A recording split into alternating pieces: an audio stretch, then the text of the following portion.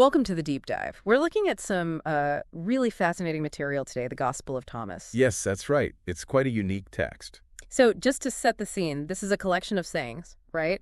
About 114 attributed to Jesus, found in Egypt, 1945. Exactly. And what makes it stand out immediately is what's not there. No birth story, no miracles really laid out. No passion, no death, no resurrection narrative like in the canonical Gospels. It's purely these short statements, these logias, usually starting, Jesus said. And that first saying is pretty striking, isn't it? Something about understanding the words means you won't taste death. Precisely.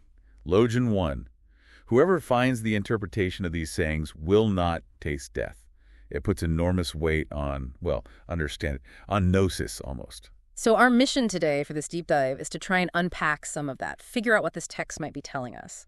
And we should probably mention up front, as your sources highlight, scholars are definitely still debating its date, its influences, what it all really means. It's not settled history. Right, okay. So let's start with that structure, just sayings. How does that stack up against Matthew, Mark, Luke, and John? Well, it's fundamentally different.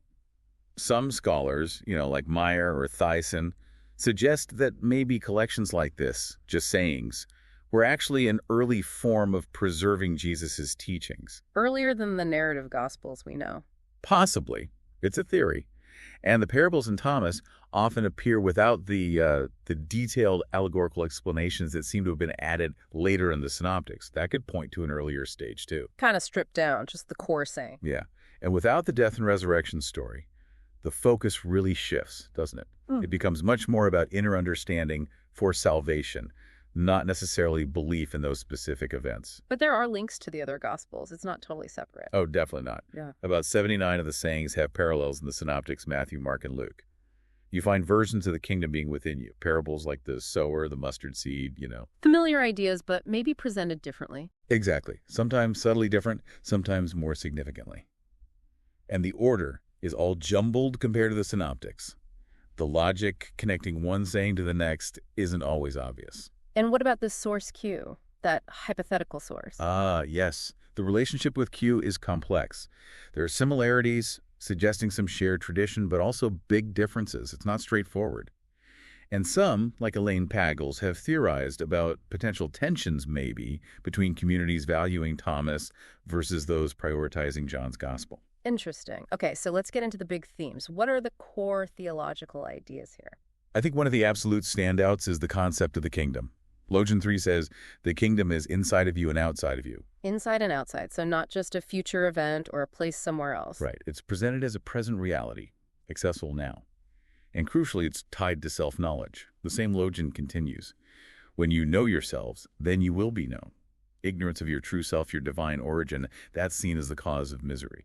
Knowing yourself to know the kingdom, that sounds, well, it points inward. It absolutely does, which leads to this idea of gnosis, that special transformative knowledge or understanding. Like an inner divine light. Yes, exactly. Salvation here seems to come through realizing your true identity, as Logian 50 puts it, coming from the light and being a child of the living Father. There's this sense of an inherent connection to the divine within you. And it's something you have to actively look for. Definitely. Logian 2 says, let him who seeks continue seeking until he finds.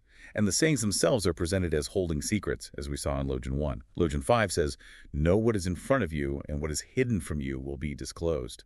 It's about perception, awareness. This talk of gnosis, secrets, inner divinity, that clearly links up with Gnosticism, doesn't it? It does. There are strong affinities. Salvation through knowledge, the divine spark within, maybe a left positive view of the material world. Sometimes these are Gnostic themes. And it was found with Gnostic texts at Nag Hammadi. That's a huge piece of context, yes. The Nag Hammadi library is mostly Gnostic writings. Right. But it's debated whether Thomas is fully Gnostic. Some scholars, like Dunn, describe it as having Gnostic coloring, but perhaps lacking the really elaborate cosmic myths you see in some other Gnostic systems. So hints, but maybe not the whole package. Something like that. You do see sayings that could suggest negativity towards the world, like Logian 56 or 80. And there are whispers of asceticism, maybe links to encretism, in things like Logian 114 about making the female male, or Logian 22 about making the two into one. And the name itself, Didymus Judas Thomas, what's the significance? Well, Didymus is Greek for twin, and Thomas is Aramaic for twin. So twin Judas the twin. Pretty much, it's emphasized. Some think it might imply a special, perhaps spiritual twinship with Jesus. It's interesting because John's Gospel famously portrays Thomas as the doubter. But other early traditions, especially in Syriac Christianity, saw Thomas as a key apostle, someone who received secret teachings from Jesus. There's also speculation linking him to Judas, the brother of Jesus mentioned in the New Testament.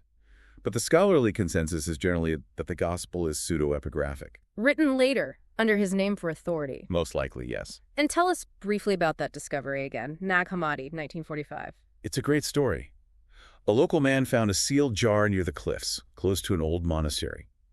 Inside were these papyrus codices, bound in leather. Hidden away. Probably. Maybe around the time Bishop Athanasius was condemning non-canonical books in the 4th century. The Gospel of Thomas is in Codex Tuhin, written in Coptic, probably around 340 AD. But the text itself is older than that. Oh, yes. We know that because fragments of Thomas, written in Greek, were found much earlier at Oxyrhynchus in Egypt. These date back to the late 2nd or 3rd century AD. So it's definitely circulating in Greek much earlier. Correct. That discovery confirmed the text's antiquity and that the Coptic version was a translation. So wrapping up then, the Gospel of Thomas gives us this really different lens on early Christianity. Sayings focused, kingdom within, self-knowledge is key. Absolutely. It reveals a stream of Christian thought that emphasizes direct inner experience and understanding over narrative or maybe even communal hierarchy, though Logian 12 does mention James the Just. It shows the diversity that existed. And its rediscovery just keeps fueling discussion, keeps making us rethink the early Jesus movement. It certainly does. It resonates with many people today looking for perhaps a more mystical or introspective path. A fascinating text. So a final thought for our listeners. How does this idea of the kingdom within you sit with your own understanding of spirituality? Do any of these secret sayings feel like they unlock something personal for you? Worth pondering. Definitely. Thanks for joining us for this deep dive.